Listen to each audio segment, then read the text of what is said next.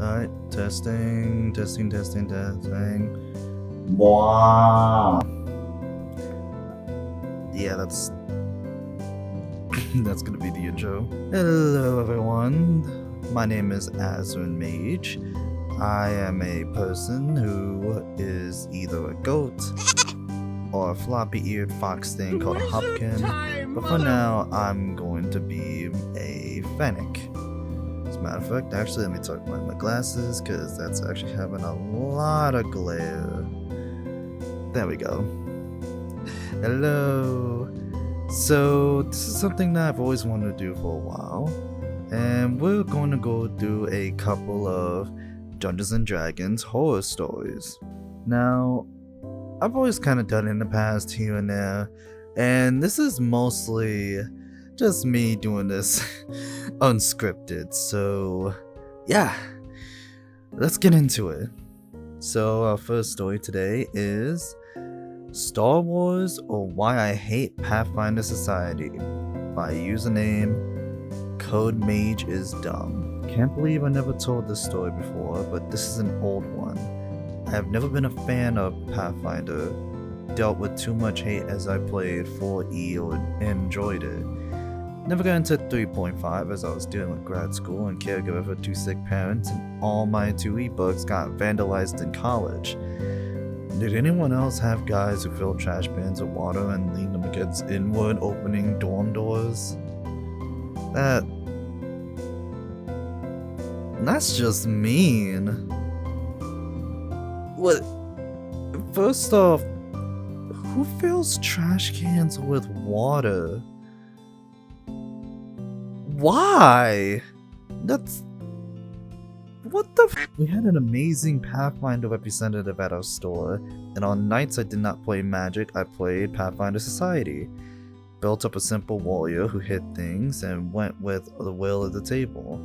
I was not there to rock the boats, but bust heads. I think I got him to like 4th level over the course of a year or 2. Signed up to play at a con, sat down to the table and met our DM. It has been over 10 years ago, so I don't remember the other players. The DM, who I will refer to as Tick, short for Fanatic, checked off every gamer trope. 1. Fat, greasy, curly hair, glasses. He was festooned in all types of Pathfinder clothing and had a vest filled with buttons that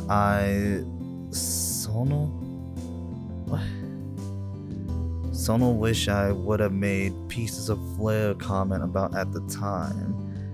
We introduced ourselves and he seemed pretty annoyed when I said I was mostly a 4E player. Throughout the game, he had rerolls for everything. Had a shirt? Reroll. Had a pin? Reroll. Was a 3-star DM? No clue what that was. You guessed it, reroll.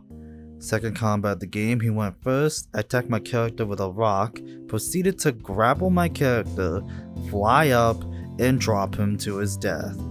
I was given 1 ability check to escape, which I failed. DM made a comment that I would have had a reroll if I had the Pathfinder character folder. Slot was 4 hours long, and I still had 3 more hours of game. I thanked everyone for their time and had let I thanked everyone for their time and left to go explore the con. The DM got visibly annoyed, telling me I was rude for leaving. What? The more I'm reading this, I'm not gonna lie, part of me feels like this can't be real. How are you... What? It showed up on my... That got me so confused I confused the first sentence of the next paragraph. Great job, me. Showed up for my next slot and was happy to see a different DM. I explained what had happened and the DM explained what I had to do to rectify the situation. Game started and we had a decent time. However, about half an hour in, Tick showed up. He had apologized for being late. Guy pulls out a phone book sized binder and asks what everyone is playing. I said I was playing the same character. Before I could finish, I was cut off and told, "Nope, you can't play him, he died." The DM explained the situation and was that the previous quest had some sort of rule by tick. Then he said something that I still can't forget some 10 plus years later. "Don't ever correct me. You're only a 1-star DM and I outrank you."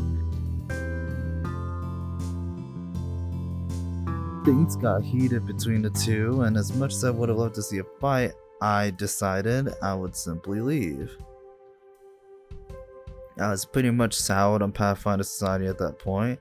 I have since picked it up with Pathfinder 2nd Edition, but only play semi-regularly. Okay.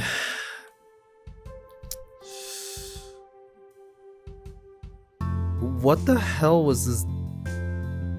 What was this DM's issue? Like, okay, I'm gonna explain this for those that don't know. For anyone that is familiar with Dungeons & Dragons, Pathfinder has its own version of what's called Adventure League, which they call Pathfinder Society. Pathfinder Society is D&D Adventurers League. AKA, you go to a game store, you have a set amount of time, you and a couple of randoms or new friends if you're social. Well, if not, people you want to have fun playing with regardless. You do a quick little one-shot adventure within those 4 hours. And you gotta get through that quick. So when it comes to characters, it's practically playing a quick match of Call of Duty deathmatch. You in there, you have a set team, you do the objective, you do whatever else after. Now, what I don't understand about Fnatic here is, why is he so upset that OP here is wanting to play a character from his previous game? Now, I guess it depends from table to table, because there are some cases where some people don't want to make the same character again for a different table. I mix up on the words here. Basically, what I'm trying to say is, it seems really weird that this DM is so gung-ho and I wouldn't really say butthurt, but like, just really upset that our OP here, played a character that died in what was essentially a one-shot adventure. He should end with his previous behavior of being rude to OP for leaving. I mean, OP has other things to do. And I'm not familiar with the ranking system of society because, well, in the realm I live in, Dungeons & Dragons is a lot more popular than Pathfinder. So you're not expecting to see a lot of Pathfinder Society games. And I've never really experienced a lot with Adventures League or Society, so take what I'm saying with a grain of salt here. But when it comes to those kinds of games, maybe some people want to do more than playing the game. I mean, you're at a convention, you want to spend the best amount of time you have to, enjoy the con. So I don't really understand this DM. I'm sorry. Anyway, let's move on to the next story for today.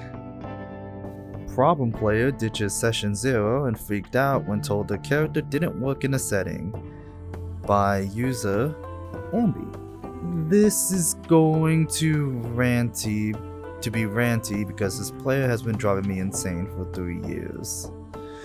Ugh. For some of us DMs, and for me, we've been there, friend. We've been there with players like this. I run a yearly summer campaign for about 8 of my friends every year, and in general, It's wonderful, but I have one player who just drives me completely up the wall. The long and short of it is, a lot of what you've already read on this sub. He's constantly late to sessions. He butt-ins and interrupts during the other PC's character moments. He simultaneously has no idea how the game works, yet constantly disrupts my rulings. Ugh. We had an issue last year when I found out in the final arc of our campaign that he had been counting his spell slots and had been casting up to 30 spells per long rest as a warlock.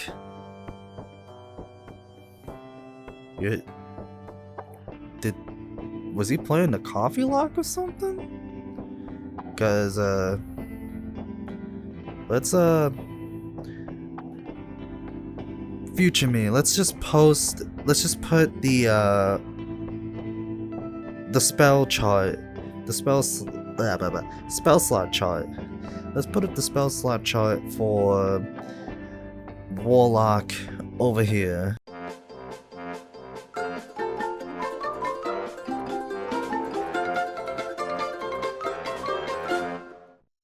He often does stuff like that accidentally, which gives him an extremely unfair advantage over my other players. Needless to say, I have never been a fan of his main character syndrome playstyle, in which he insists on always being the coolest person at the table at the behest of the other players, but it was generally manageable. Okay, let's take a pause. Main character syndrome. To an extent, I understand. As a player who wants to make a story with not just your DM, but your other players too, Dungeons & Dragons, and specifically a majority of tabletop RPGs, the main basis is that you're building a story together. Now, it's okay to feel like to being the main character, but when you're trying to be the single main character of a campaign, that's when the issues arise, because in that case, it's okay to be the main character in your character moment. When it's a moment that the DM and your fellow players have been helping you to an extent lead to this specific moment, it is nice to have that moment play, have that moment be for you. But when you're constantly interrupting other players' moments and not even rule checking, but rule checking to your benefit of cheating, that's when you have the issue here. Oy vey. And this is the second paragraph, sorry. Let's continue. After what happened this last week, I'm trying to figure out how to ask him to leave the table without causing issues in the friend group. My table always does a session 0 in which we make characters together, talk about the setting, and do a bit of interweaving of backstories. This year was particularly important because our setting, very specific with low magic and limited races, and so just handing in a standard character might not fit into the world. Our problem player didn't seem to think so though, because he didn't show up. No warning, no text beforehand, just completely ditched, which is already annoying because it feels kind of disrespectful to the time I put into planning, making a setting brief, and little games to play to help the players with character creation and stuff. When I texted him about it, he said he already knew how to make a character, demonstrably untrue, and didn't need to come. Ignoring the fact that he now doesn't know the setting we're playing in, I also use session 0 to make sure the players have a chance to say if there's anything they don't want to see in the campaign. So this player also felt that he didn't need to be there to make sure he was aware of the boundaries of his table mates. Cool! Against my better judgment, I sent him all the info he will need for character creation, including the lore of the setting, the rules for magic since it's a low magic campaign, etc. I also specified that I wanted paper character sheets, no use of a generator like D&D Beyond, and that we used point buy. My reasoning for this is that most of my players don't play D&D at all apart from my campaigns, so they don't fully understand the game. Since I have a large table, I can't help everyone at once, and I find that by making your character pen and paper with the books, players tend to understand how the PC functions better. Player characters functions better, which leads to a smoother, more fun game for everyone. This player sends me his character sheet hours before our first session, and I'm wondering if he even read my text. He's given me a sheet that is clearly from D&D Beyond. It's notable that he also did this last year, as in he made a character on D&D Beyond from his phone at the table during session 0 while I was helping everyone else do pen and paper character creation. He could have asked me to help, he actively chose not to. It's not the technology I have an issue with, it's the fact that he refuses to A. make his character so he understands how they function, and B. make his character collaboratively with the rest of the party. His character also had 4 18s for stats, and I'm not great with math, but I don't think point buy allows that. He picked out a race that I had asked not to be played this year for story reasons, and a class that I had asked him not to pick because 2 other players were already in that class. Any one of these things on their own would have been fine, but all of them together just felt like he was actively ignoring everything I said.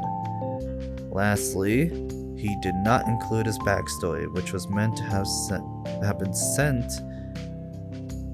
sent me several days prior.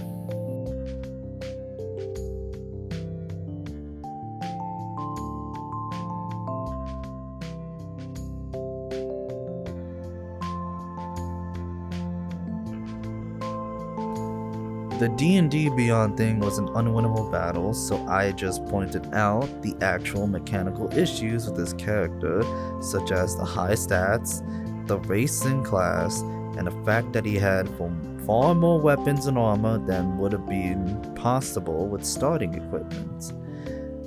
Immediate fit. He complained that I was dampening his creativity, that I was being too controlling of his character creation, and that D&D is a fantasy game, so he should be able to do whatever he wanted. I'm a super story-driven DM, and I will bend my worlds and rules to accommodate players' ideas and creativity, but the character he gave me literally could not exist in the world we were playing in. I felt really bad about this at first because I didn't want my setting to mean this player wasn't having fun, so I tried to offer the compromise that he could keep his stats in class if he just changed his race, which was the main issue story-wise. He absolutely refused and told me the race is integral to his backstory. I asked him to send it over so we could figure out a way to make something that would make everyone happy, and he told me that his backstory was a secret and that he was not going to send it to me. I've been playing D&D for 7 years, and no one has ever said anything even remotely similar to this. It rang my alarm bells extra loud because in the past, this player has randomly said things like, "Oh, I used to be part of this faction. Did you just let me into the hideout?" Or, "The prince and I actually go way back. We're childhood friends, so he wouldn't arrest me." When these things have never been mentioned in his backstory or otherwise. I'm all for improv, but with him, it feels like he's making things go up making things up to avoid encounters or bypass the narrative I've written. I wanted to be nice about the whole thing, so I just told him that's not really how my table works, but I'll make sure to keep his backstory extra super secret from the other players. He threw another hissy fit and said I was being too controlling. To my great and incredible surprise, after all of this, the players showed up late to our first session. Though the session was overall lovely, he spent the entire time moping and glaring at me, somehow both not participating and overshadowing all other players. Truly incredible. At one point, another player asked him something about his character, and he responded with something along the lines of, "It was meant to be this, but DM wouldn't let me because of her setting," which I found a bit rude. I'm not sure if this situation is grounds for an exodus from the table, but I'm seriously considering either that or asking the player if we could talk about how the ways he's acting is making me and his table mates feel as if I know I'm not the only one annoyed with all this. Obligatory shout out to my 7 players who rock and have never done anything wrong, ever. End story. Ooh. Ooh. Yeah, we might need some positivity to clear our heads from this.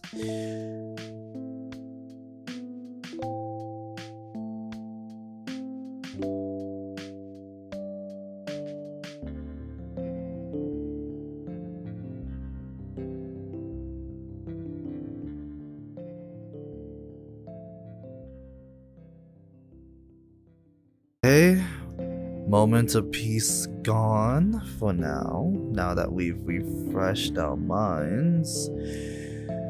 Let's talk about this story. OP's not in the wrong with this. She's definitely not in the wrong for this.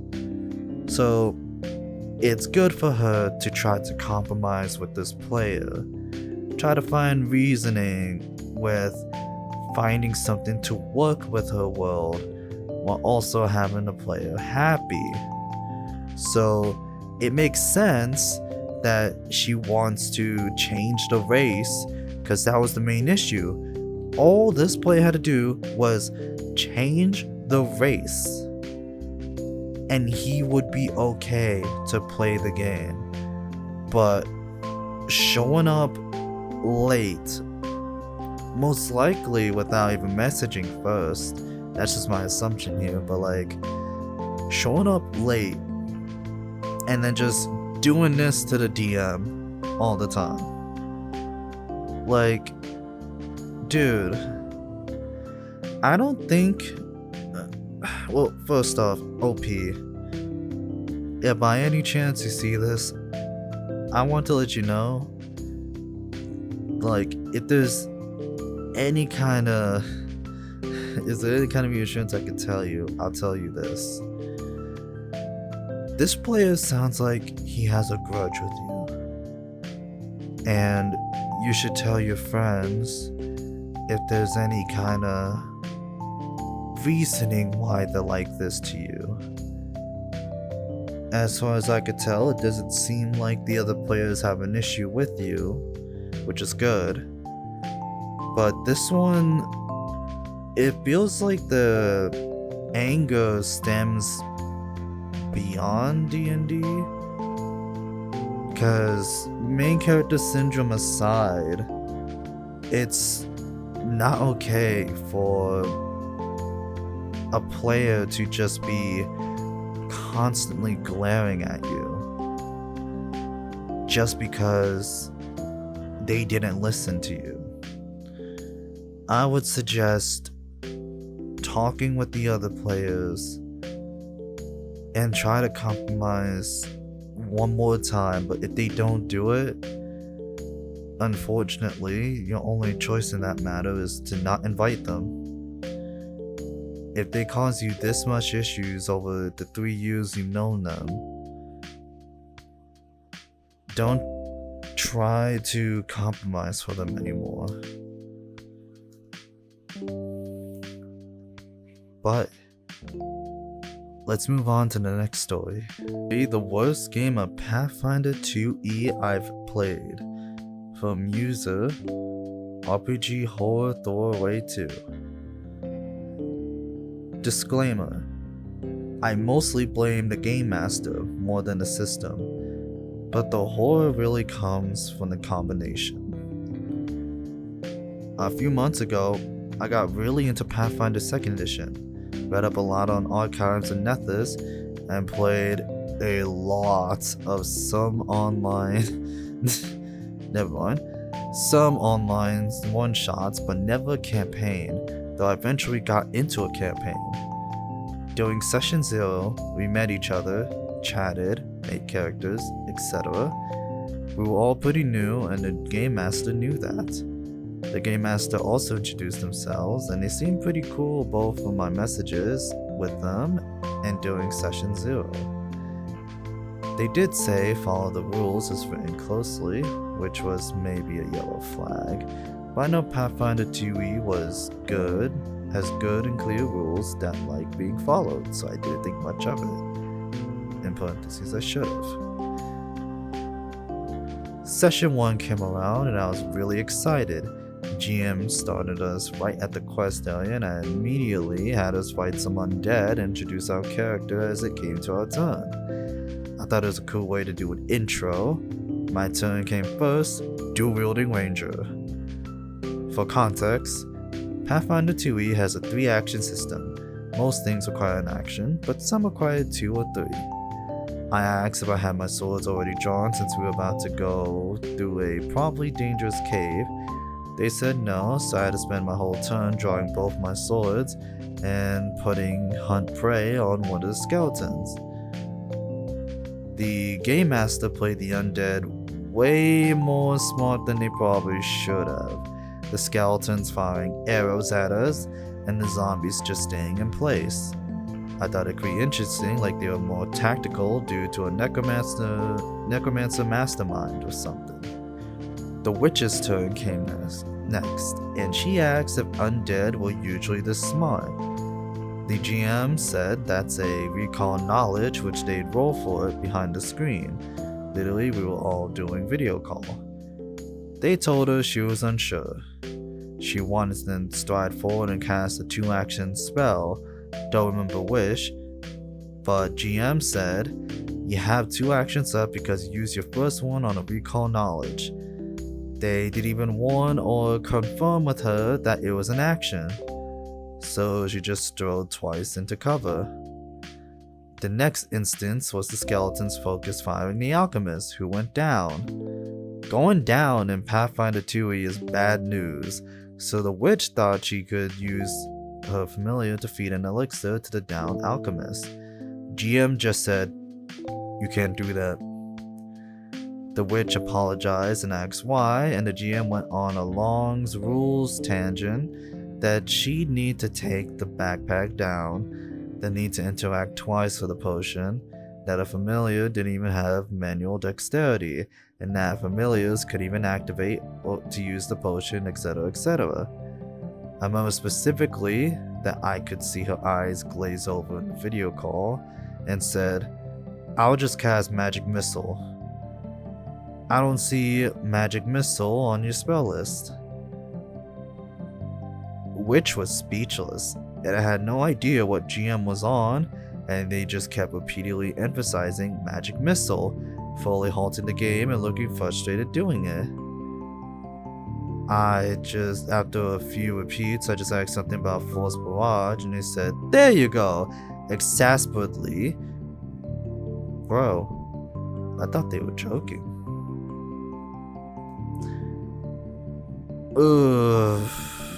I think I know where this is going. For context, Paizo remastered Pathfinder 2e after the OGL event back in 2023, so they also renamed a few things to really cover their asses legally. It's been established that old pre-master content still works in games if needed, and anyone would know that Magic Missile and Force Barrage are literally the same spell, just renamed. GM also didn't even pull out this joke when we were doing character creation. Actually pedantic. Anyway, the rest of the fight was a slog, with me having to stride thrice since the undead were more than 50 feet away, my short swords being resisted by the skeletons, the alchemist having strained actions because of needing to heal himself. The bard kept getting grabbed by zombies but managed to finish the fight with his massive damage. Session ended after the fight. We all kinda just said thanks to the game and left the video call quickly. Maybe I could have talked to the GM about the session, but I just made up an excuse about scheduling and left the campaign. I don't know how the others are doing, but I have a bad feeling this just put them off on Pathfinder 2e, especially the Wish. Edit. Small edits for context. Witch was not allowed to walk back the recall knowledge even after finding out it was an action, and the GM just immediately made her do the recall knowledge action after she asked, so she was stuck with 2 actions. I didn't convey it well because the whole text has no hearable tone, but the way the GM insistently talked about Magic Missile was in the same sarcastic tone as the "I don't know, can you?" when someone asks if they can use the bathroom, so they definitely weren't just confused about it. Okay, so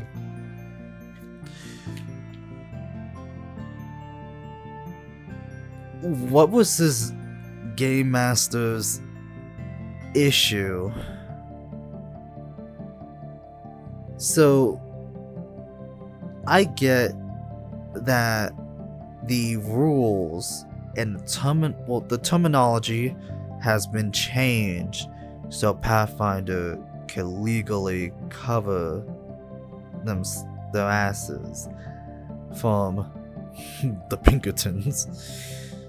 But the fact that this Game Master was hell-bent on their new players using the right terminology, like, first off, this Game Master sucks.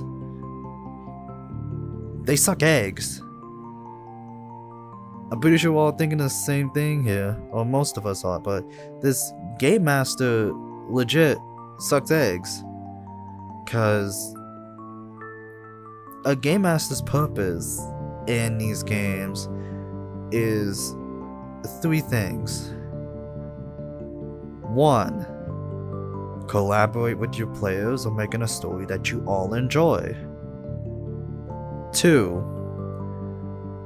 Compromise with your players and help them understand the game that you yourself are not just playing but also teaching them, because they're new. 3. Have fun with your players. So, this Game Master failed to teach the players the game. 2. With the new terminology, even I don't even play Pathfinder 2nd Edition. Right now, I'm currently in a campaign with some friends. We're playing Outlaws of Alkenstar.